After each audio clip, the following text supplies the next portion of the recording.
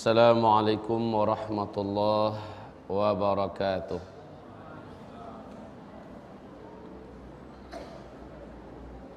Alhamdulillahi rabbil alamin, wal aqibatu lil muttaqin, wala udwana illa 'alal zalimin. Asyhadu an la ilaha illallah wahdahu la syarikalah, wa ashhadu anna Muhammadan abduhu wa rasuluhu la nabiyya ba'dah. Qala Allah subhanahu wa ta'ala fi muhkami tanzilih ba'dal a'yadhi billah minasy syaithanir rajim. Ya ayyuhalladzina amanu ittaqullaha haqqa tuqatih wa la tamutunna illa wa antum muslimun. Wa qala subhanahu wa ta'ala ya ayyuhan nas ittaqu rabbakumul ladzi khalaqakum min nafsin wahidah wa khalaqa minha zawjaha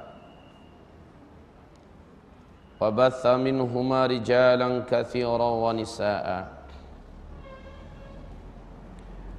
wattaqullaha alladzi tasaaluna bihi wal arham innallaha kana 'alaikum raqiba. Wa qala ya ayyuhalladzina amanu taqullaha wa qulu qawlan sadida yuslih lakum a'malakum wa yaghfir lakum dhunubakum wa man yuti'illaha wa rasulahu faqad faza fawzan 'azima. Allahumma arhamna bil Qur'an wa sadaqallahul 'azim. Wa qala an-nabiy sallallahu alaihi wasallam innamal a'mal binniyat wa innama likulli imri'in ma nawa faman kanat hijratuhu ila Allahi wa rasulihi fahijratuhu ila Allah wa rasulih wa man kanat hijratuhu lidunya yusibuha aw imra'atin yankihuha fahijratuhu ila ma hajara ilaih wa ba'du. Ibadallah ma'asyiral muslimin, arsyadani wa iyyakumullah. Pujian dan syukur kita kepada Allah Subhanahu wa ta'ala atas segala nikmatnya yang tidak terhitung tak terhingga. Salawat dan salam kita untuk kekasih Allah Muhammad Rasulullah sallallahu alaihi wasallam.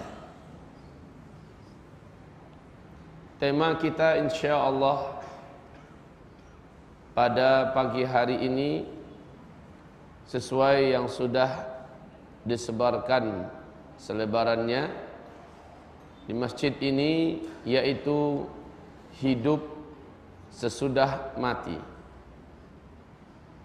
Adapun nanti malam tentang nubuat Rasulullah tentang akhir zaman, dan besok pagi adalah fenomena petaka, bencana dan huru-hara akhir zaman serta bagaimana persiapan yang seharusnya kita lakukan.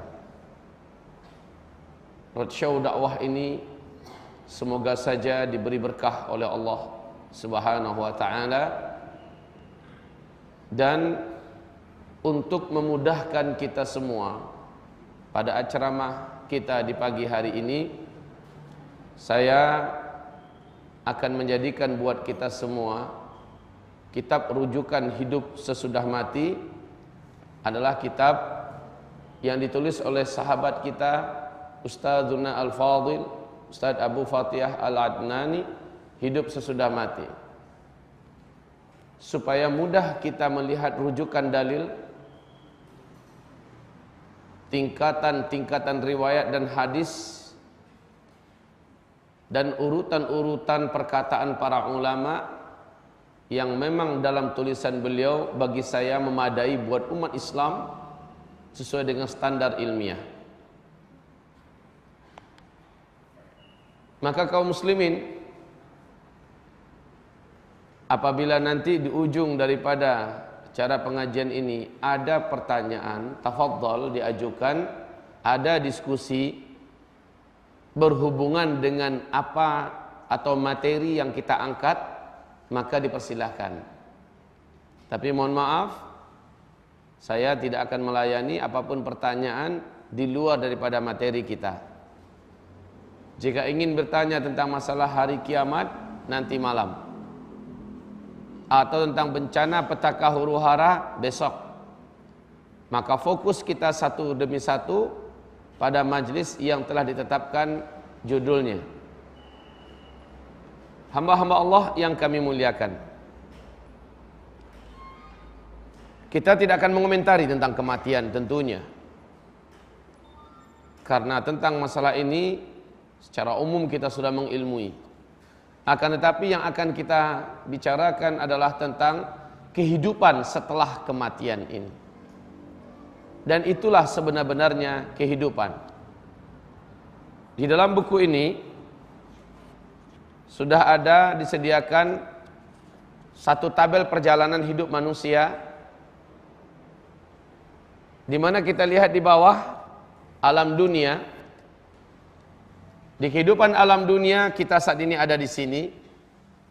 Lalu kita masuk kepada kehidupan alam barzakh, yang insya Allah kita akan uraikan hakikat daripada alam barzakh, perjalanan roh dan arwah masing-masing kita di alam kehidupan berikutnya. Ibarat Allah, kafir dan mukmin, kullu nafsin dha'iqatul maut. Barulah nanti ujung daripada segala urusan adalah terjadinya kiamat, penghancuran alam semesta. Kemudian tiupan berikutnya, diciptakan kembali segala apapun yang pernah dulu Allah ciptakan tapi dalam wujud dan bentuk yang lain. Kemudian tiupan ketiga, bangkitlah manusia dari kubur-kubur mereka seluruhnya. Padang mahsyar.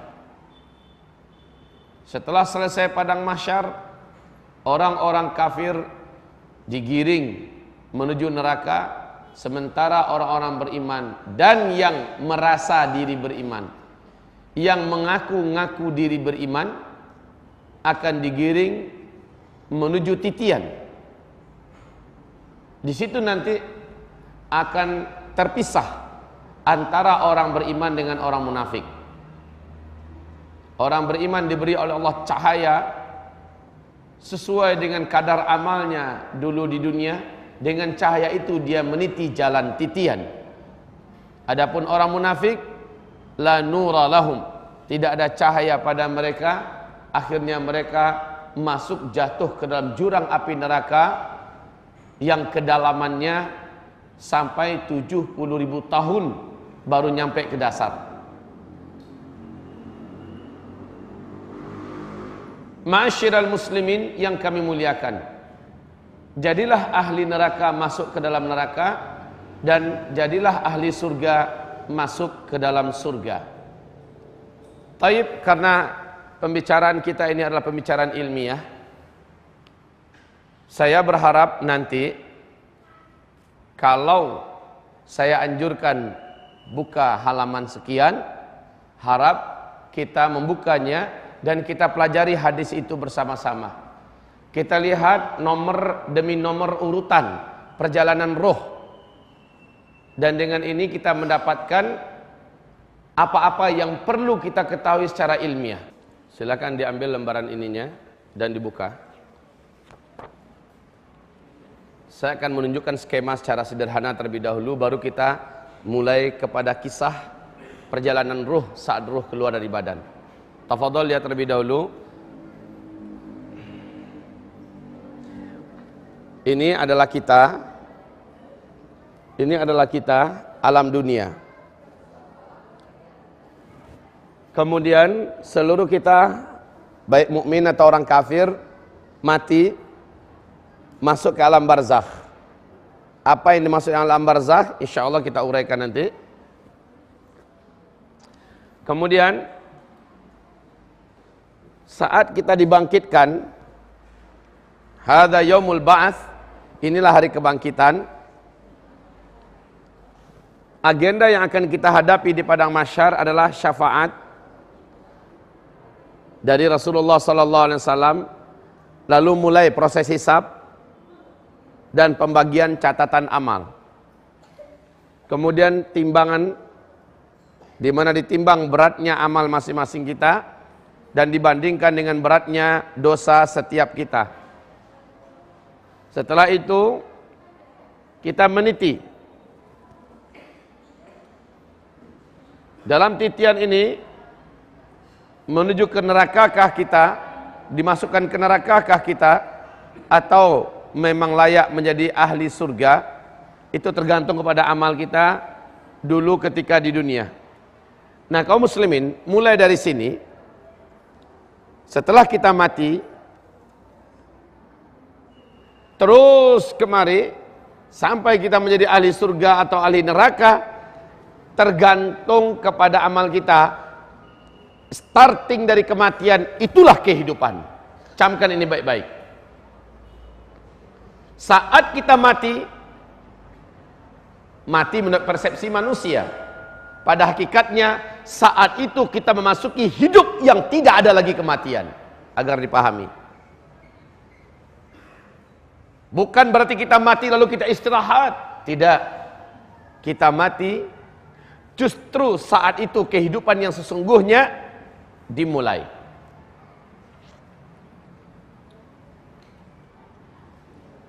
Pada saat itulah dalam surah Al-Munafiqun berkata orang-orang munafik, ya laitani, wahai kiranya diriku, ya, wahai kiranya diriku, ditangguhkan sedikit saja kematian. Rabbi akhirni, ya Allah, tangguhkanlah sedikit kematianku, berikan aku tambahan umur sedikit saja. A'malu salihah, akum minas salihin, fa'atasaddaqu, macam-macam kalimat mereka yang Allah sebutkan dalam redaksi ayat Al-Quranul Karim. Ya Allah, tambahkanlah umurku walau hanya sebentar. Aku akan perbanyak sedekah, aku akan perbanyak amal, wa akun minas salihin, dan aku berjanji ya Allah, jika engkau beri sedikit tambahan umur, akun minas salihin, pasti aku akan termasuk dan jadi orang-orang yang saleh. Al-ana ya Rabb, sekarang wahai Allah, sekarang penuh dadaku dengan keimanan, berilah aku kesempatan balik sebentar ke dunia.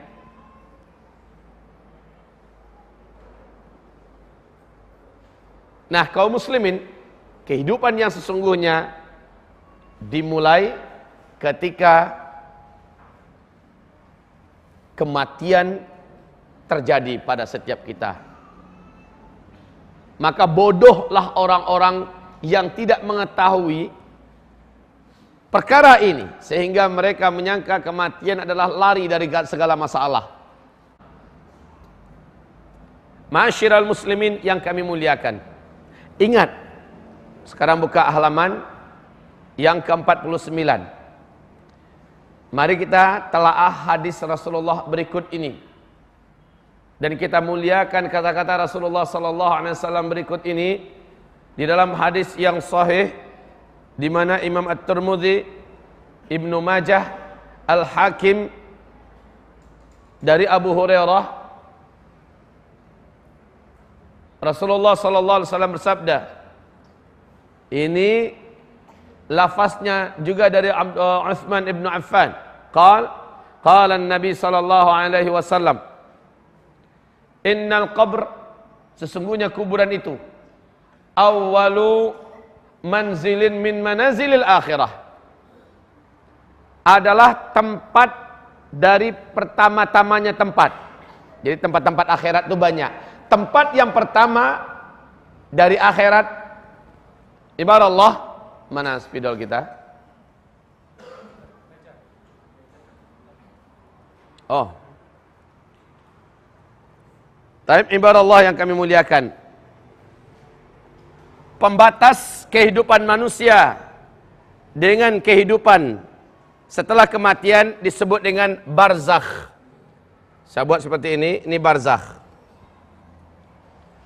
Makna barzakh, ya ibadallah, makna barzakh yaitu dinding gaib yang maha kokoh. Itu makna barzakh. Dinding gaib yang tidak dapat ditembus oleh apapun dan oleh siapapun. Itu arti barzakh secara bahasa. Di dalam surah Ar-Rahman Allah berfirman, marajal bahraini yaltaqiyan bainahuma barzakhun la yabghiyan.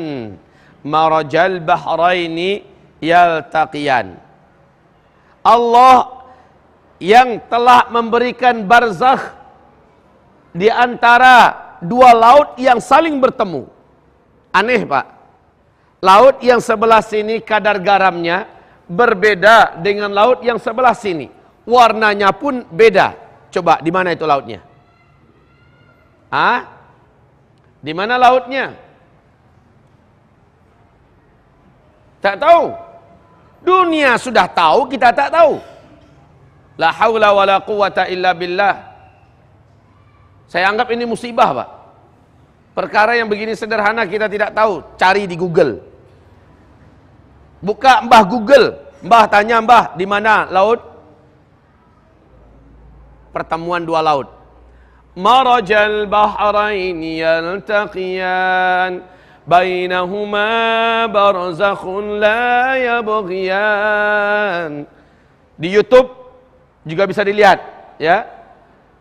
Dua laut yang mana kedua laut tersebut bertemu di satu area.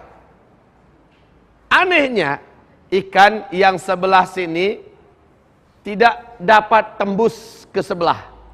Jadi macam ada kaca raksasa, mereka saling melihat, tapi balik sini. Ikan sini juga balik kemari. Laut ini tidak pernah saling masuk airnya. Memang terbatas. Inilah yang Allah isyaratkan dalam surat Ar-Rahman. Nah, pembahasan kita bukan masalah laut, masalah barzakhnya. Barzakh maknanya adalah dinding gaib yang maha kokoh. Di dalam surah Al-Mu'minun Allah pun berfirman, wa min waraihim barzakh ila yaumi yub'atsun. Setelah kematian mereka akan masuk ke suatu alam yang dibatasi oleh barzakh. Ila yaumi yub'atsun, sampai hari kiamat. Barzakh ini la yabghiyan, tidak akan saling bertemu. Jadi siapapun roh yang sudah kelepas dari badan, asal sudah mati, Pak, maka dia masuk langsung ke alam barzakh. Sejak hari itu roh ini tidak akan dapat melihat-lihat orang yang masih hidup di dunia. Sebagaimana orang dunia tidak akan bisa melakukan kontak dengan orang yang sudah meninggal dunia. Dengan ini terbongkarlah batilnya akidah yang mengatakan bahwa 3 hari pertama setelah kematian roh itu masih ada di kamarnya, tempat di mana dia meninggal dunia. Dia melihat siapa yang datang, Siapa yang pergi, siapa yang ketawa, siapa yang menangis. Seminggu setelah meninggal dunia, roh itu masih di dalam rumah, tidak lagi hanya di kamar.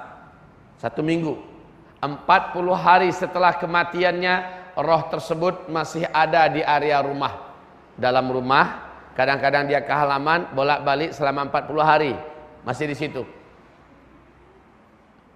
Kemudian pada hari-hari berikutnya, roh tersebut akan datang setiap Kamis malam Jumat.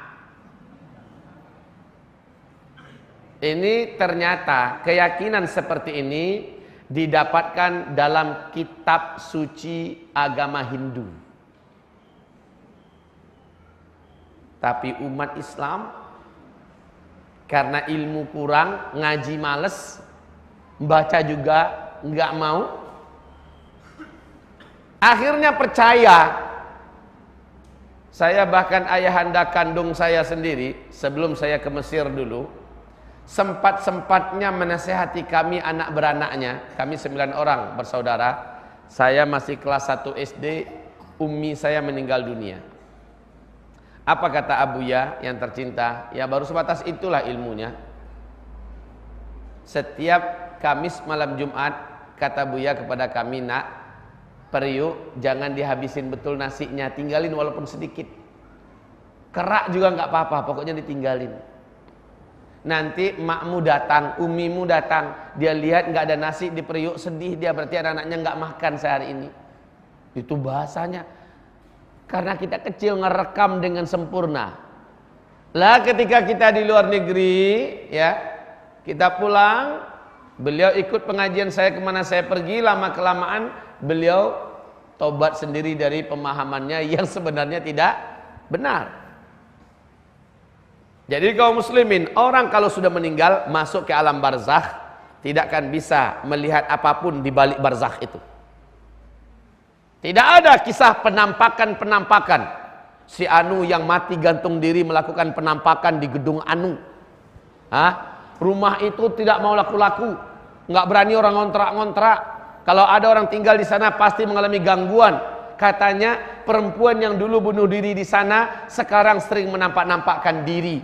Akhirnya rumah itu kosong, tidak berani dihuni oleh siapapun. Dikontrak murahkan pun nggak ada yang mau, bahkan digratiskan untuk tinggal di dalam juga nggak mau.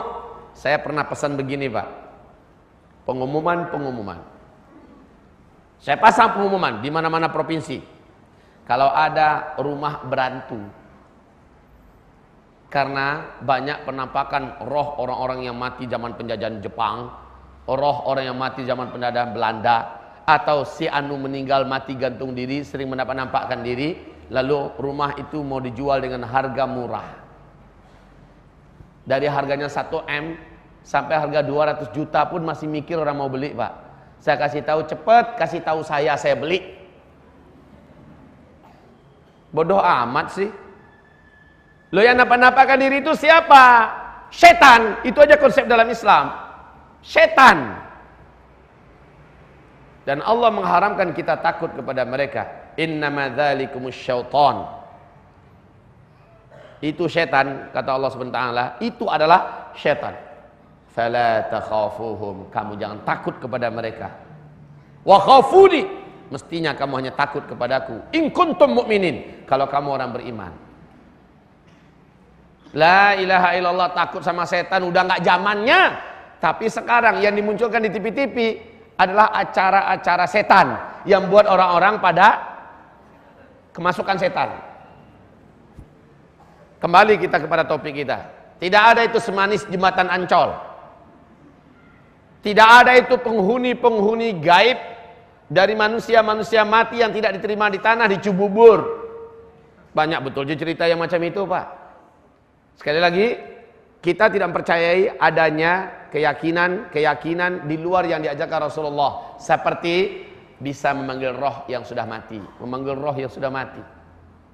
lalu belajar ilmu dengan rapalan-rapalan mantra-mantra tertentu, kemudian masuk arwah Bruce Lee ke dalam tubuhnya. Dia mulai melakukan gerakan-gerakan Bruce Lee. Setan yang masuk, jin yang masuk. Dan sekali dia masuk, jangan pernah berpikir dia mau keluar. Justru itu yang dinantikannya. Justru itu yang diinginkannya. Kapan dia dapat masuk ke tubuh kita. Sekali dia diundang dan kita membukakan jiwa kita, dia masuk. Sekali dia masuk, selama-lamanya dia akan bertahan di situ. Dan dia akan menghirup kehidupan kita sehingga kita lari daripada fitrah kita. Dia akan menyebabkan kita banyak tersiksa, sakit. Kaum muslimin yang kami muliakan, kita telah buktikan dalam ruqyah syar'iyah. Kami sering memberikan pelatihan ruqyah syar'iyah, bagaimana meruqyah secara mandiri. Jangan bergantung pada ustadz. Jangan percaya lagi dengan ruqyah ini, ruqyah itu. Sudah lakukan sesuai dengan diajarkan Rasulullah, dengan Al-Quran, dengan hadis yang sahih. Nah, kaum muslimin, kita buktikan bahwa yang menyebabkan orang ini sakit adalah setan yang terlaknat. Kenapa setan bisa masuk? Salah satunya dia diundang oleh manusia. Lewat apa? Lewat acara-acara, mantra-mantra, ritual-ritual, atau dosa-dosa besar yang dengan melakukan itu mereka melihat peluangnya masuk ada. La haula wala quwata illa billah. Baik kaum muslimin, agar topiknya tetap fokus, barzakh adalah alam yang sudah dibatasi dengan dinding gaib. Tidak ada cerita, sekali lagi, adanya pemanggilan roh. Pak, di YouTube ada beberapa tempat di Indonesia, termasuk beberapa titik di dunia, di mana ada orang yang sudah mati, tapi mayatnya masih jalan-jalan. Benar tidak? Ada beberapa titik di Indonesia, mayatnya sekian minggu masih boleh jalan-jalan, masih bisa jalan-jalan, padahal sudah mati. Dah, kalau orang beriman yang diberi oleh Allah anugerah ilmu, dia langsung tahu setan ini. Cukup bapak azan saja sekali, dia sedang jalan tuh langsung kelepes, langsung jatuh. Kenapa? Setannya ngacir. Begitu kaum muslimin. Kita nggak bisa dibodoh-bodohi. Umat Islam ini umat yang dibuat cerdas oleh agamanya. Hamba-hamba Allah yang kami muliakan, yuk kita baca hadis tadi di halaman 49. An Utsman bin Affan, dari Utsman bin Affan, qala, ia berkata, inna Rasulullah sallallahu alaihi wasallam qala, sesungguhnya Rasulullah yang mulia berkata, innal qabra awwalu manzilin min manazilil akhirah, sesungguhnya kuburan itu, kubur itu satu tempat di antara tempat-tempat akhirat. Ibaratnya kaum muslimin, tempat transit. Kalau bapak mau ke tanah suci Makkah, bapak naik pesawat apa? Pesawat Qatar Airlines umpamanya. Naik pesawat Etihad, itu pesawat miliknya Uni Emirat Arab. Mesti bapak diajak transit dulu di negaranya, yaitu Dubai. Kalau Qatar, dia ajak dulu di Abu Dhabi, transit di situ. Berapa jam? Ya berapa limit yang ditentukan. Ada yang 5 jam, ada yang 6 jam, sesuai dengan jadwal keberangkatan kelanjutannya. Maka alam barzakh persis seperti itu. Tujuan setiap kita yang hidup adalah akhirat. Dan alam barzakh adalah tempat transitnya. Dengarkan hadis ini lanjutannya. Fa inna ja minhu fama ba'dahu aisar minhu. Jika ia selamat di tempat transit itu, yaitu di alam barzakh, dia tidak disiksa, dia tidak menderita, dia tidak dipenjara, dia tidak diletakkan di asfalas safilin, di dalam perut bumi, fama ba'dahu aisar minhu, maka kehidupan berikutnya selepas dari alam barzakh itu aisara minhu, lebih ringan baginya, lebih mudah. Itu pertanda baik. Kalau kita tidak diapa-apain di alam barzakh, pertanda baik. Tapi kata Rasulullah lanjut, wa in lam yanju minhu, dan jika ia tidak selamat di tempat transit ini, ternyata di tempat transit dia digebukin pak. Di tempat transit dia dipukul oleh aparat setempat, disiksa. Fama ba'dahu asyaddu minhu, maka itu pertanda apabila ia sudah sampai di destination resminya, di tempat tujuannya, dia akan mengalami penyiksaan yang lebih dahsyat daripada itu. Hari-harinya akan sangat berat lebih daripada tempat dia transit. La haula wala quwata illa billah. Ini hadis akan saya sebutkan saat roh lepas, nanti saya ceritakan bagaimana roh lepas. Apa jeritan roh di dalam kubur nanti setelah dia menjalani proses tanya jawab dengan malaikat Munkar dan Nakir.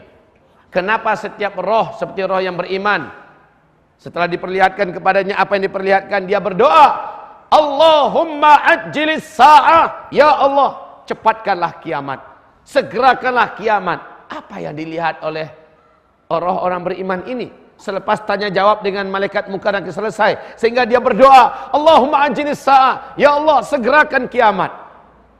Sesuatu yang semua hati menginginkan, sesuatu yang seluruh nafsu merindukan. Kita uraikan nanti. Lalu kenapa roh orang kafir, roh orang-orang munafik, penjahat-penjahat ketika hidup di bumi, ketika selesai pertanyaan jawab dengan malaikat Munkar Nakir di alam kubur, lalu diperlihatkan kepadanya apa yang pantas untuk dia lihat sebagai akibat hasil daripada amalannya yang hitam ketika hidup di dunia. Lalu dia berdoa kepada Allah. Pak, berdoa di alam kubur loh ini. Siapa yang berdoa? Si kafir, si munafik, si mujrim, si ahli maksiat. Dia berdoa, Allahumma ajjilis sa'ah, Allahumma ajjilis sa'ah, ya Allah lambatkanlah kiamat, lamakanlah lagi datangnya kiamat. Kenapa? Padahal dia tahu dia akan disiksa di dalam kubur. Dia mengalami siksaan yang berat. Baginya itu lebih baik daripada harus bertemu dengan tempat yang diperlihatkan kepadanya. Makanya hadis ini, faman naja minhu, siapa yang selamat di tempat transit ini, fama ba'dahu aisar minhu, kehidupan setelahnya lebih mudah baginya, lebih ringan dan lebih nyaman. Fa in lam yanju minhu, jika ia tidak termasuk orang yang selamat di tempat transit itu, yaitu alam barzakh ini, fama ba'dahu asyaddu minhu, maka itu pertanda kehidupan setelahnya, yaitu alam dari padang mahsyar dan seterusnya, asyaddu minhu, lebih berat baginya. Qal Utsman bin Affan melanjutkan perkataannya, wa qala Rasulullah sallallahu alaihi wasallam, dan Rasulullah sallallahu alaihi wasallam berkata, ma ra'aitu manzaran qattu illa al-qabra afdha'u minhu. Aku tidak pernah melihat suatu pemandangan, aku tidak pernah melihat suatu tempat yang lebih buruk daripada kubur, alam kubur.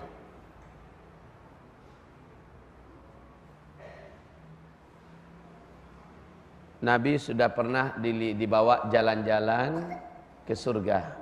Nabi telah pernah dibawa keliling dari Masjidil Haram ke Masjidil Aqsa. Sempat naik ke lapis langit pertama, kedua, ketiga, lalu sempat melihat kondisi neraka. Apa sabda Rasulullah tentang pengalaman spiritualnya saat dia dibawa oleh malaikat Jibril dan malaikat Malik menuju ke alam kubur, yaitu alam barzakh? Pemandangan yang dilihatnya membuat beliau menangis terseduh-sedan. Ketika dia terjaga atau terbangun, istrinya bertanya, apa yang menyebabkan engkau sebegini berat tangismu?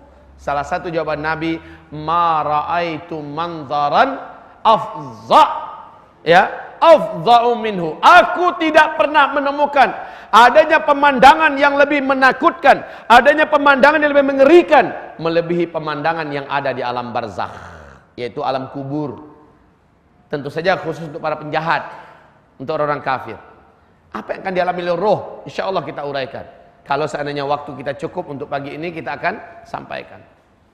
Baik, ma'asyiral muslimin yang kami muliakan, mari saya bacakan sebuah hadis yang panjang dari riwayat Imam Muslim. Hadis ini tentu saja dalam kitab Sahih Muslim. Saya tidak akan bacakan matannya karena sangat panjang, Pak. 2 lembar setengah atau 4 halaman lebih. Panjang sekali. Bagus saya bacakan saja. Apanya yang saya uraikan di sini? Cerita Rasulullah yang mulia sallallahu alaihi wasallam tentang ruh saat lepas dari badan kita. Bapak pernah tahu perjalanan ruh, Pak? Pernah tahu perjalanan roh saat dia lepas? Ada yang pernah coba? Belum ada ya. Siapa tahu ada yang punya pengalaman, ceritain testimoni di sini. Mati suri. Kaum muslimin yang kami muliakan, selama dia masih hidup sebenarnya dia belum mati. Ya. Karena kematian itu kata Rasulullah, bahkan Rasul sendiri berlindung kepada Allah dan memohon kepada Allah, Allahumma hawwin alayya sakaratil maut, ya Allah, ringankanlah sakarat ini. Ya, saking beratnya sakaratul maut itu. Kita tidak akan cerita tentang sakarat, kita langsung cerita tentang perjalanan roh. Ibadallah, ma'asyiral muslimin yang kami muliakan. Rasulullah bersabda, ada dua calon mayat. Yang satu beriman, soleh, taat semasa hidup. Yang satu lagi, dia adalah mujrim, musyrik, kafir, munafik. Tipe yang seperti ini jelas kelompoknya di kelompok B. Tipe yang pertama di kelompok A. Nabi berkata, saat si mukmin akan meninggal dunia, dia melihat ke atas langit 70.000 malaikat turun ke bumi dengan wajah yang seindah-indah rupa seluruhnya, senyum, cerah-cerah dan ceria, enak, nyaman mata memandang, tenang hati melihatnya, bersih-bersih penampilan mereka. Turun, hanya dia seorang diri melihat. Kalaupun ada keluarganya di sekitarnya, keluarganya tidak mampu melihat. Kadang-kadang dia mungkin berkata, dia panggil salah satu nama keluarganya, kok banyak tamu yang datang? Kadang-kadang dia melihat. Setelah itu, setelah seluruhnya turun, salah satu di antara mereka yang 70.000 itu keluar dari rombongan, dan dia adalah malaikat maut, malakul maut, pencabut nyawa. Dan namanya bukan Israel, karena nama Israel itu tidak ada, itu hanya di karang-karang. Sumbernya dari mana kita tidak tahu. Yang disebutkan oleh hadis adalah malakul maut, dalam Al-Quran juga malakul maut. Kaum muslimin, malaikat maut ini kata Rasulullah sallallahu alaihi wasallam,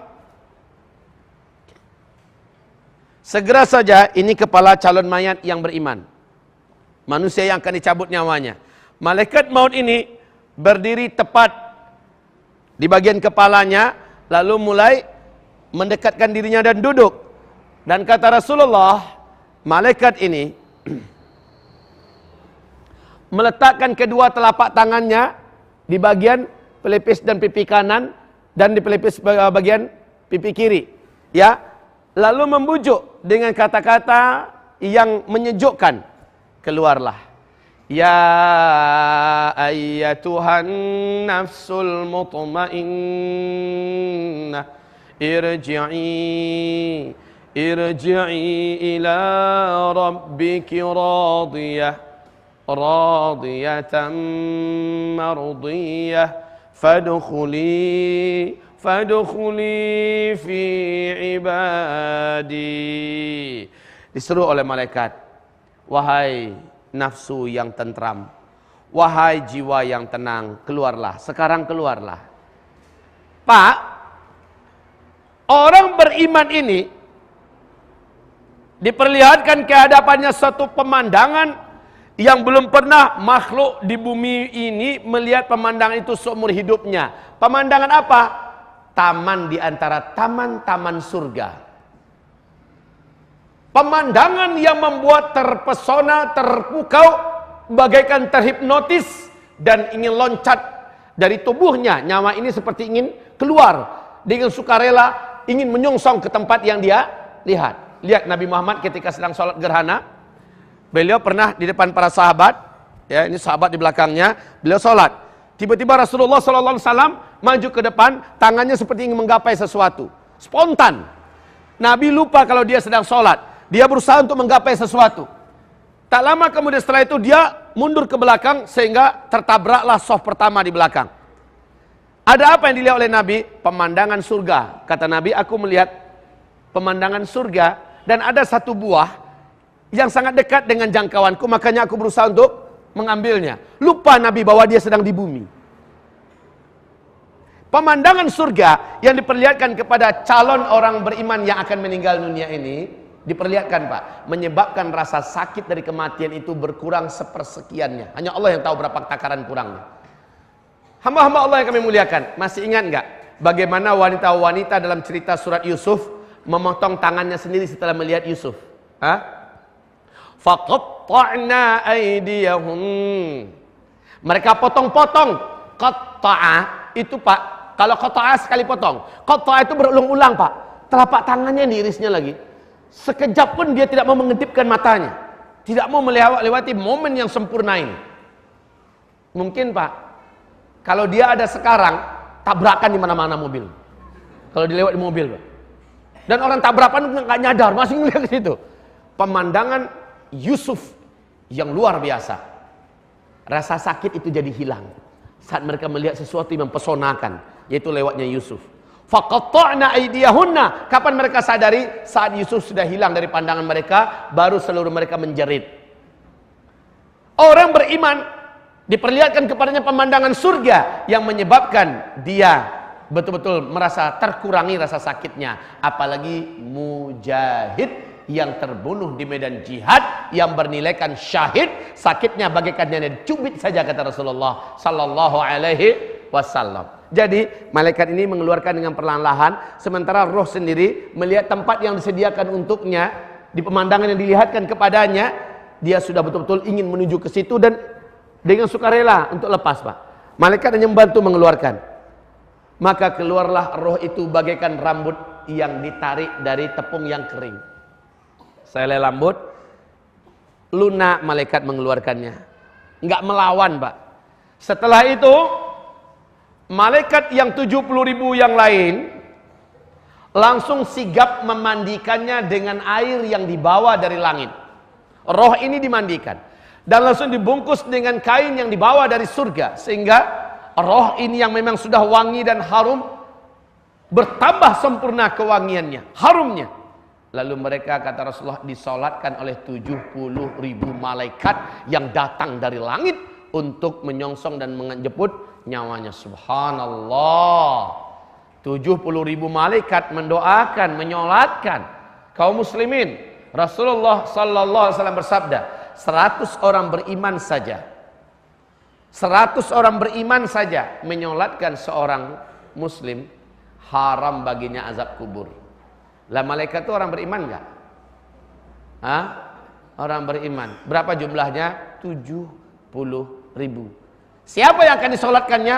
Mukmin. Mukmin, orang yang beriman, yang prestasinya semasa hidup benar-benar membuat ridha seluruh makhluk yang ada di langit dan ridha orang-orang beriman yang ada di sekitarnya di bumi. Kemudian setelah selesai dikafani, disolatkan 4 kali takbir, kemudian dibawa ke langit.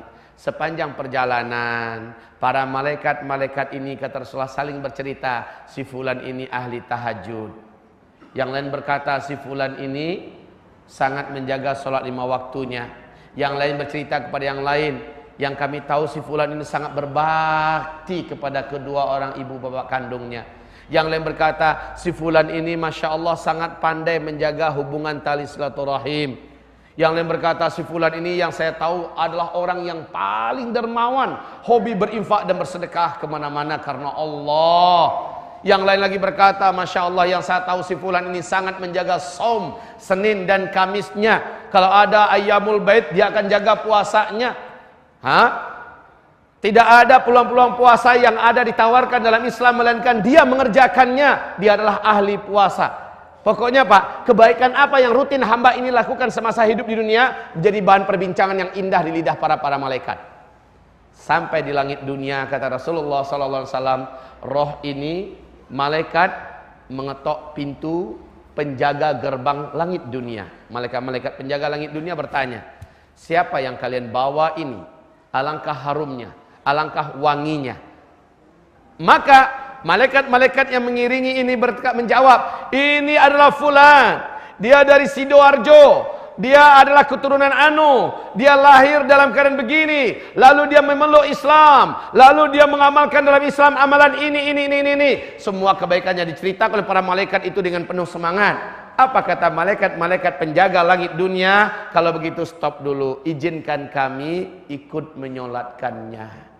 Dibukalah pintu gerbang langit dunia, dan roh ini pun disolatkan oleh seluruh malaikat yang ada di lapis langit dunia. Allahu Akbar.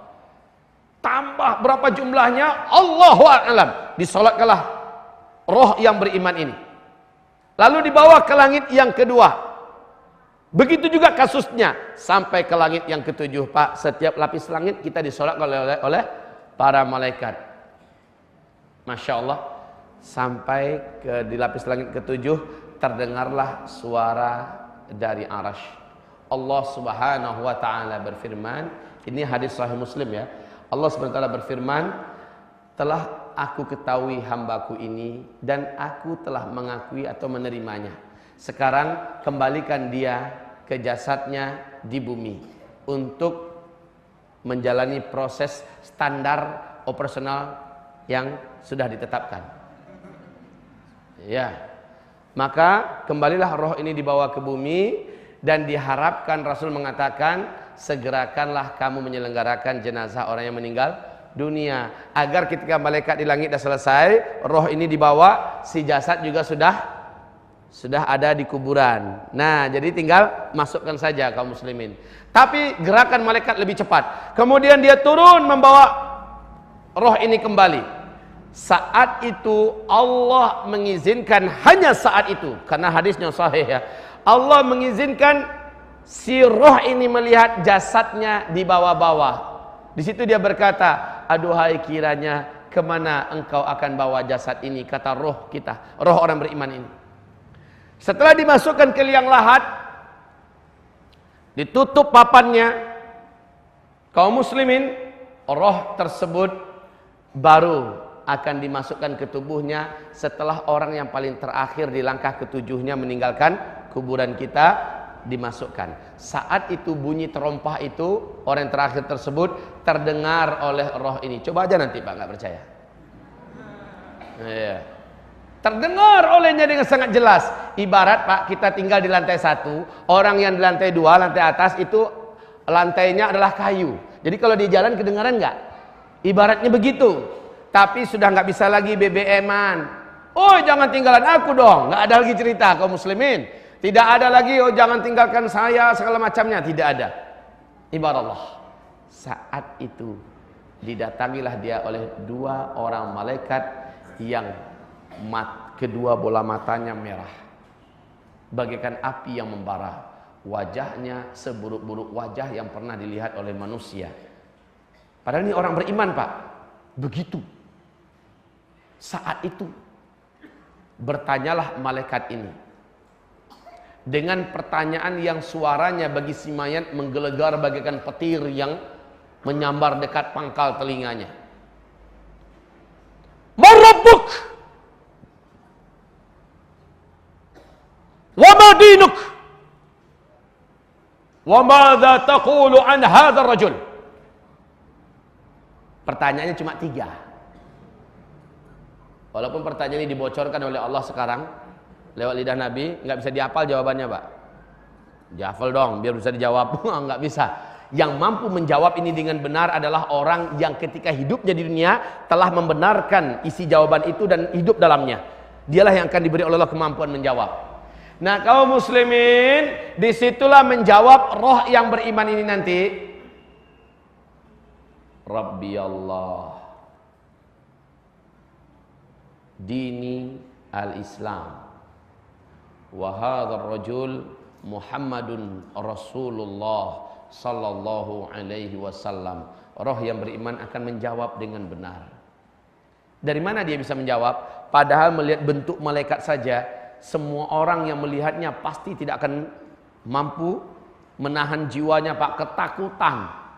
Allah berfirman, yuthabbitullahu alladhina amanu fil hayatid dunya wal akhirah. Allah yuthabbitullahu alladhina amanu bil qawli tsabiti fil hayatid dunya wal akhirah. Allah kokohkan lidah orang-orang beriman ketika dia masih hidup di dunia, dan ketika masuk ke alam akhirat Allah kokohkan lidahnya sehingga dia mampu menjawab Pak. Orang beriman ini mampu menjawab begitu. Kaum muslimin, sekali lagi, yang mampu menjawab hanyalah orang yang semasa hidupnya memang Allah yang diibadahinya, memang Allah yang ditauhidkannya, dan dia tidak mensyirikkan Allah. Hanya yang macam ini yang mampu menjawab Rabbi Allah. Orang yang semasa hidup di dunia menjalankan undang-undang Allah, orang yang menjalankan peraturan hidup dari Allah, mulai dari urusan WC, sampai urusan pakaian, sampai urusan akhlak, sampai urusan muamalah, perdagangan, sampai hubungan suami istri, sampai urusan apapun saja, dia jalankan semua peraturan Allah. Maka dialah yang mampu menjawab Rabbi Allah. Dia mampu menjawab dini al-Islam adalah orang-orang yang memang betul-betul ketika hidupnya di dunia dia memasukkan dirinya ke dalam dinul Islam kafah, ya, kafah. Lalu dia mampu menjawab wa hadza rasul Muhammad Rasulullah sallallahu alaihi wasallam. Wa hadza rajul Muhammad Rasulullah. Orang yang mampu menjawab begini hanyalah orang yang betul-betul menjunjung tinggi yang mulia Muhammad Rasulullah sallallahu alaihi wasallam dan berpegang erat dengan sunnahnya, mengamalkan sunnahnya. Dia mampu menjawab. Setelah dia menjawab, terdengarlah suara menggelegar dari langit, kata Rasulullah, di mana Allah berfirman, aku telah mengakui hambaku ini dan aku telah membenarkan jawaban-jawabannya, maka tempatkanlah ia pada tempat yang dijanjikan untuknya. Sesaat setelah itu, wahai hamba-hamba Allah, segera diperlihatkan kepadanya pemandangan neraka. Sebentar kaum muslimin, sebentar. Rasulullah SAW bersabda, tidak seorang pun di antara kalian yang hari ini hidup, dan siapapun yang hidup di bumi ini, melainkan telah Allah tetapkan satu tempatnya di dalam surga. Allah bangunkan satu istana besar yang luasnya 70 mil kali 70 mil. Lihat nanti dalam buku Hadil Arwah ila Biladil Afrah oleh Syekh Ibnul Qayyim Al-Jauzi, yang diterjemahkan ke dalam bahasa Indonesia Tamasya ke Surga. Lihat dalam kitab itu hadis sahih Rasulullah menceritakan setiap orang yang hidup di bumi ini, apakah dia beriman, apakah dia kafir, asal dia hidup di bumi ini, Allah membangunkan untuknya satu rumah di dalam surga atas namanya. Masya Allah, luasnya 70 mil kali 70 mil. Itu baru bangunannya Pak. Jadi nggak ada apa-apanya ya. Pernah enggak Bapak, 1 mil itu berapa Pak?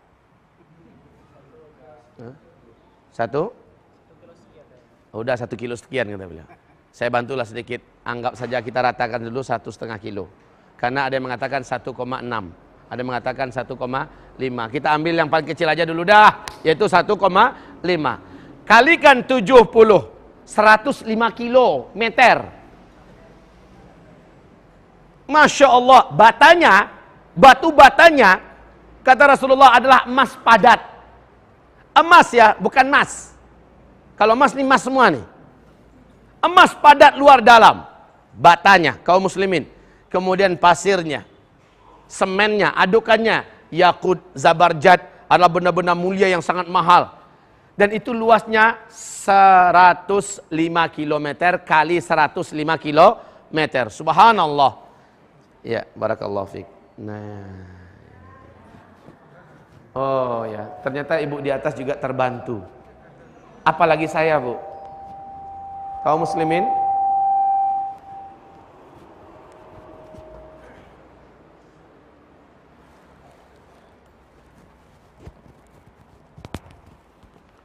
hamba-hamba Allah yang kami muliakan, diperlihatkan kepadanya pemandangan surga. Apa yang dia lihat? Namanya tertulis itu. Istana ini adalah milik, namanya siapa Pak? Bambang. Milik Pak Bambang. Namanya Pak? Ibrahim. Subhanallah. Istana yang itu tertulis di depannya Ibrahim. Pemiliknya nanti adalah Ibrahim. Setiap bapak yang ada, setiap manusia yang hidup di muka bumi telah ditetapkan dan dibangun untuknya satu istana atas nama dia di dalam surga. Ibrahim, Bambang, Zulkifli, Muhammad Ali. Iyalah harus masuk. Kaum muslimin, selanjutnya, tidak seorang pun di antara kalian, kata Nabi, yang hari ini hidup di sini, melainkan saat ini sudah ada namanya di dalam neraka. Pak Ibrahim, sudah ada nama Pak Ibrahim dalam neraka, Pak. Sudah ada pintu khusus, di dalamnya adalah ruang penyiksaan dengan alat-alat siksa yang belum pernah terbayang oleh manusia. Dan tertulis di pintu itu, inilah tempat tinggalnya Ibrahim, orang Sidoarjo. Nah, Bapak juga, Pak. Bapak juga. Sudah ada namanya Bapak, Pak Bambang. Di dalam neraka, Zulkifli juga. Biar adil gitu, Pak ya. Memang benar seperti itu. Siapapun yang hidup di bumi ini, satu namanya dan tempatnya telah tersedia di dalam neraka hari ini. Dan satu nama dan tempatnya juga sudah tersedia di dalam surga hari ini. Maka kaum muslimin, kita lanjutkan kisah roh tadi. Dibukakan kepadanya satu pintu gaib, di mana di situ dinampakkan ada satu pintu kamar penyiksaan, dan apa-apa penyiksaan yang ada di dalam itu tersedia, dan di pintu itu tertulis nama dia. Maka ketakutanlah orang beriman ini, yang dalam kubur itu ketakutan melihat di mana tempatnya telah tersedia. Masya Allah. Bapak akan lupa nanti ceramah saya nih, Pak. Bapak hanya akan ingat nanti ketika Bapak sudah selamat dari azab kubur, Bapak diletakkan di tempat yang tinggi, baru Bapak cerita, benar ya apa disampaikan oleh Ustaz Zulkifli dulu, benar ya yang ada dalam buku hidup sesudah mati dulu, dan seterusnya. Jadi dilihat pemandangan neraka, ketakutan. Namun apa kata dua malaikat ini, Munkar dan Nakir? Allah telah menyediakan tempatmu di sini dan engkau harus disiksa di sini. Tapi karena engkau mengalahkan hawa nafsumu dalam kehidupanmu di dunia, engkau tundukkan jiwamu kepada Allah, engkau masuk ke dalam Islam secara benar, engkau ikuti Rasulullah, maka tempat ini disegel selama-lamanya darimu. Kau tidak akan pernah memasukinya. Dari ketakutan yang begitu dahsyat, langsung lepas lapang. Karena berarti dia tidak akan pernah menjadi penghuni tempat itu. Dan tempat itu adalah di neraka. Benar-benar menakutkan. Lalu setelah itu kata Rasulullah, dibukakan lagi pemandangan baru. Dan dihamparkan jalannya yang sangat indah. Diperlihatkan kepadanya istana yang maha indah. Maha indah ciptaan Allah di dalam surga. Di gerbangnya tertulis nama dia, Allahu Akbar. Dengan segala kenikmatan yang tersedia, calon-calon istri yang ada di dalamnya. Ya Allah, ya Rabbi, hati meloncat-loncat kegirangan, badan ingin langsung meluncur ke sana. Saat orang beriman ini berusaha berjalan ke situ, ditanya oleh malaikat, mau kemana boy? Ke situ, itu kan tempat saya. Sebentar, sabar. Tunggu, kamu baru diizinkan masuk ke sana, ke tempat yang memang disediakan buat kamu setelah kiamat. Jadi kudu sabar. Sementara kamu akan ditempatkan di tempat yang tidak kalah nyamannya, yaitu di taman surga. Sabar. Jadi saya baru boleh masuk ke sana setelah kiamat. Iya, disitulah dia berdoa, Allahumma ajjilis sa'ah. Ya Allah, segerakanlah kiamat. Ya Allah, cepatkanlah kiamat. Kenapa, Pak? Kepengen jumpa dengan bininya yang ada di surga, bidadari. Lah, ibu-ibu mulai cemburu. Terus kami gimana dong? Kabar baik buat ibu, insya Allah. Saya selingi sedikit dengan intermezzo, tetapi ini menyegarkan sekali, agar ibu-ibu juga tidak sesak nafas di atas sana. Kabar baik buat ibu. Ibu tahu tidak betapa cantiknya satu orang bidadari? Kata Rasulullah, kalau sempat bidadari tersebut satu orang saja turun ke bumi ini, lalu seluruh laki-laki yang ada di muka bumi ini sempat melihatnya, maka hilanglah seleranya sampai dia mati dengan wanita manapun wanita bumi ini. Kemudian langsung putus-putus sarafnya, saraf seksualnya. Ibarat, Pak, ini tegangan-tegangan tinggi 500.000 volt, sementara kabel cuma hanya mampu menampung 100 volt. Hancur, Pak, impoten seumur hidup, mungkin mati orang melihat bidadari. Subhanallah, saking dahsyatnya bidadari itu. Dan mereka bersenandung dalam surga bahwa tidak ada yang mampu mengalahkan kecantikan kami. Kaum muslimin, ternyata kata Rasulullah, wanita dunia yang salehah, apabila dia masuk ke dalam surga, dia akan dicemburui oleh seluruh bidadari-bidadari surga. Karena Allah memberikan kepada wanita dunia yang masuk surga kecantikan 70 kali lipat dibandingkan kecantikan bidadari. Waduh, Masya Allah. Makanya Pak, kalau memang cinta sama bininya, asli cinta, bawa dia ke jalan Allah yang benar, bawa dia ke surga Pak, biar Bapak dapatkan kecantikan yang mengalahkan 70 kali lipat kecantikan bidadari. Dan bidadari jadi dayang-dayangnya doang. Senang Bu di atas? Mau masuk surga? Bu ya taat pada suami Bu. Jadilah wanita solehah. Kunci wanita soleh akan masuk surga dari pintu manapun dia mau. 5 kata Nabi. Yang pertama, jaga sholat 5 waktunya dan utamakan sholat itu on time, bukan in time tapi on time. Tahu Bu apa itu on time dengan in time? Bukan onde-onde, bukan gado-gado ya. On time, tepat pada waktunya. Yang kedua, jagalah puasa Ramadan. Jangan pernah ada yang bolong ya Bu ya. Kalau sempat bolong karena halangan bulanan segala macamnya, ganti cepat atau minimal itu fidyah. Yang ketiga, kemudian hendaklah mematuhi suaminya. Taatilah suaminya. Nah, itu dia kuncinya Bu. Ya, Bapak kita ketawa. Ada apa Bapak ketawa Pak? Seneng ya. Memang begitu pesannya dalam agama. Wanita hanya akan masuk surga kalau dia taat pada suaminya, selama tidak taat dalam maksiat tentunya. Nah, yang keempat, wanita ini harus pandai menjaga kehormatannya. Dia harus pandai menjaga kehormatannya. Maaf ya, 4 ya. Apabila dia pandai menjaga kehormatannya, qila laha yaumal qiyamah, dikatakan kepada wanita tersebut pada hari kiamat nanti, udkhulil jannata min ayyi abwabil jannati syi'ti. Subhanallah. Masuklah kamu ke dalam surga dari pintu manapun dari pintu-pintu surga yang kamu mau. Silakan masuk. Baik, kita kembali kepada topik kita. Sampai di mana tadi, Pak? Saat dia melihat tempatnya dalam surga, dia ngeloncat mau pergi ke situ, ditahan oleh malaikat. Sebentar, sabar. Tempat kamu menjelang kiamat, yuk. Maka dianterin Pak. Dianterin seperti tamu terhormat ke suatu tempat di mana disebut dengan Raudhah min Riyadil Jannah. Pernah dengar ini? Al-qabru Raudhatun min Riyadil Jannah.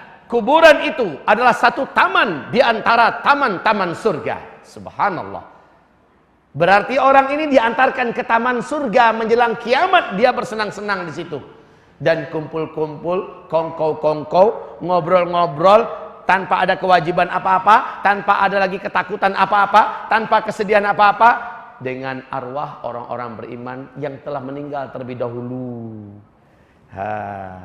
Sudah nunggu sambil menunggu kiamat, dia bersenang-senang di taman surga. Ya Allah, ya Rabbi, indahnya kisah perjalanan roh ini. Semoga roh yang ini adalah roh kita berikutnya nanti, Pak ya. Amin ya Rabbal.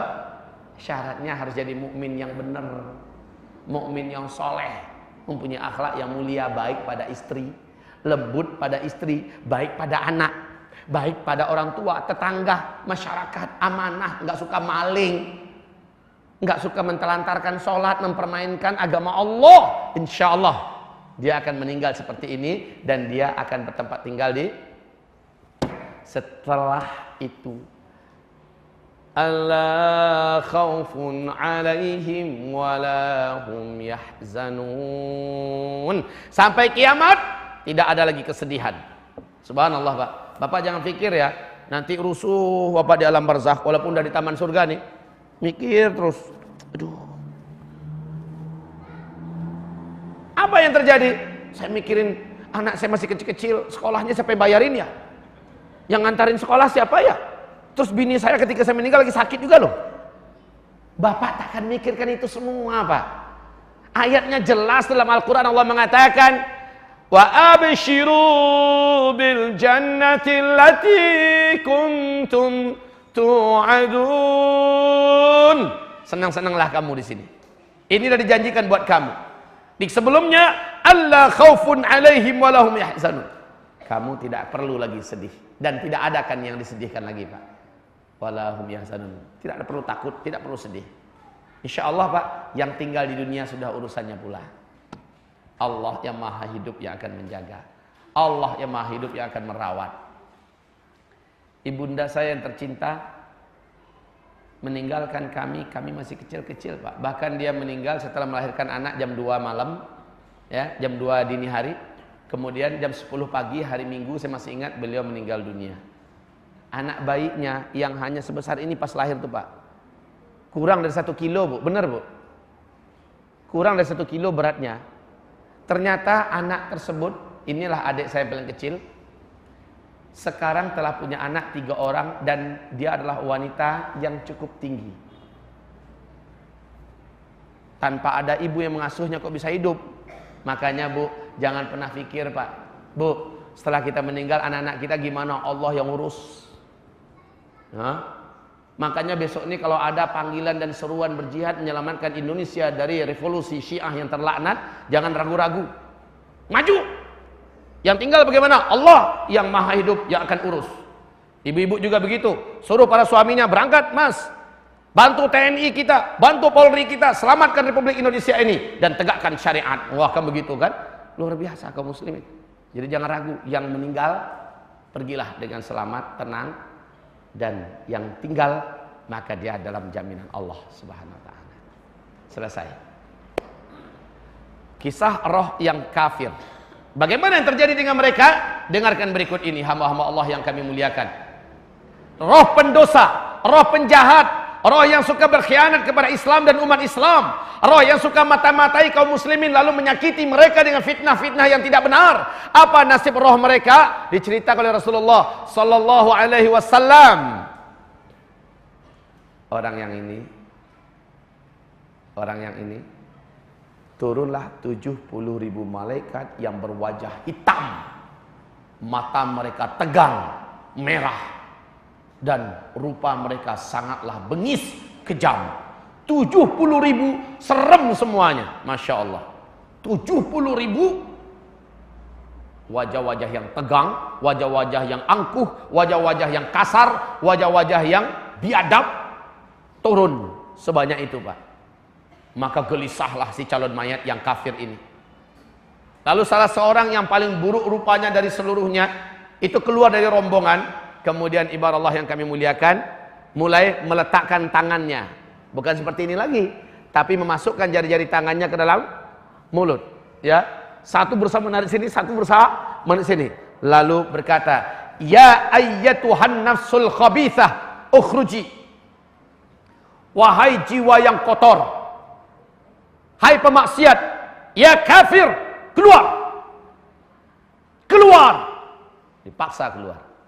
Seperti, Pak, kadang-kadang saya meruqyah, ada setan yang bandel. Maka terjadilah apa yang terjadi seperti pengalaman Ibnu Taimiyah rahimahullah.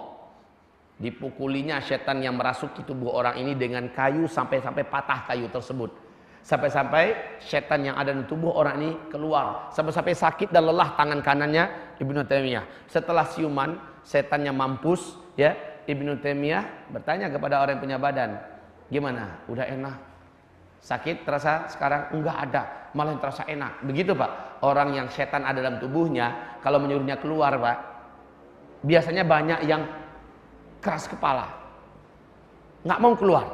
Ya, kadang-kadang cara mengeluarkannya dipukul punggungnya.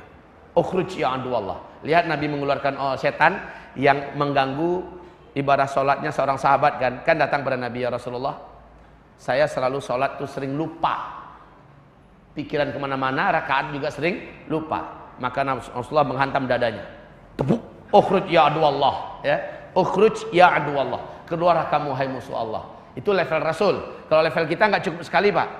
Ya, kedebak keluar kamu hai musuh Allah. Kalau level Rasul, imannya saja sudah sangat ditakuti oleh Setan. Kalau level kita Pak, sampai 2 jam Pak, capek nih. Ya, tepak, keluar kamu musuh Allah, keluar. Ya, saya keluar ya. Itu ngeyel Pak. Sampai dia muntah darah, sampai dia ini selesai. Baru bebas orang ini. Kaum muslimin yang kami muliakan, nyawa yang ada di tubuh kita yang suka buat mesum ketika hidup di dunia, yang suka berzina, yang suka korupsi, yang suka menipu, yang suka mengkhianati, yang suka melakukan hal yang tidak baik, yang dilarang, yang tidak diridhoi oleh Allah Subhanahu wa taala. Nyawa ini Pak, ketika dia disuruh keluar, dilihatkan kepadanya pemandangan neraka, tempat tinggalnya yang ada di neraka. Dilihatkan kepadanya. Dilihatkan jenis siksaan apa yang akan ditanggungnya nanti, dan di situ tempatnya. Makin takut Pak, makin takut, makin tidak mau meninggalkan tuh badan. Saya kok dari masalah arwah ke kucing, apa urusannya? Begini, maksud saya, pernah kan berinteraksi dengan kucing kan?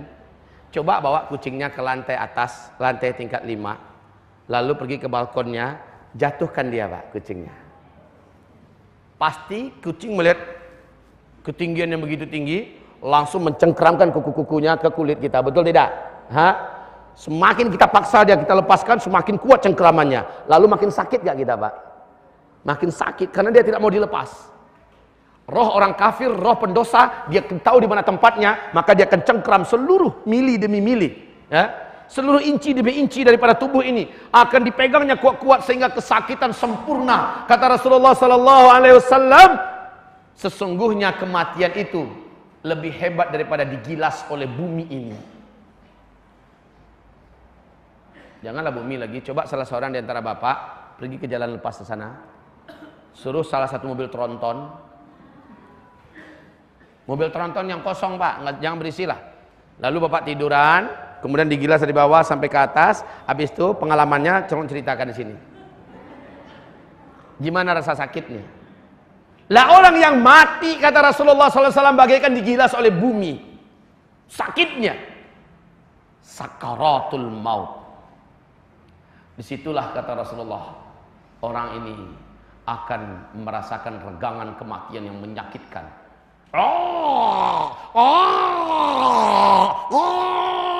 Ditarik. Kata Rasulullah, bagaikan keledai yang disembelih. Bunyi suaranya. Ini nyawa orang kafir Pak.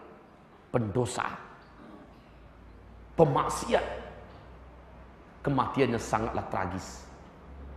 Saya pernah menyaksikan beberapa kematian yang seperti ini. Alhamdulillah. Hamba-hamba Allah yang kami muliakan. Allah berfirman dalam Al-Quran, malaikat maut ini menghantam dadanya, memukul punggungnya, dan juga menghantam jidatnya, menghantam pelipisnya, menyuruh keluar. Jadi ternyata malaikat sama dengan peruqyah Pak. Ketika menyuruh setan keluar, main pukul sana sini. Ya. Mohon maaf, tidak seluruh ruqyah harus pukul-pukulan Pak ya. Seringnya kalau saya meruqyah dengan izin Allah Subhanahu wa taala, jarang sekali terjadi saya itu mukul. Jarang. Mungkin ada 97% itu saya hanya meruqyah dengan ayat-ayat Allah Subhanahu wa taala, selesai. Tapi mohon maaf, saya bukan tukang ruqyah. Jangan pula datang nanti Ustaz Zul, bisa tolong ruqyah enggak? Selalu saya tolak itu. Ya, saya kalau hanya ada lapang waktu, sementara hamba Allah ini betul sedang kritis, waktu saya lapang, insya Allah saya tolong. Tapi kalau diminta jadi peruqyah, saya menolak Pak. Ya, bukan meruqyah kerjaan saya. Cuman saya biasa memberikan ilmu bagaimana meruqyah mandiri. Baik, kita kembali kepada topik kita ini. Ibarat Allah yang kami muliakan. Jadi keluarlah roh ini dengan kesakitan yang tidak dapat dibayangkan, dan di situ jasadnya tadi, rohnya tadi langsung dibungkus dengan kain kasar yang dibawa oleh 70.000 malaikat tadi dari langit. Bau busuk. Kemudian roh tersebut dibawa dengan hina Pak, bagaikan bangkai anjing gila, dimasuk dalam karung, dibawa dengan hina, diseret-seret begitu. Lalu seluruh malaikat bercerita tentang kejahatan-kejahatannya dulu di bumi. Ini adalah orang yang suka berzina dengan istri tetangga. Ini dia ketika hidup dia sering mentertawakan orang-orang yang memakai jenggot.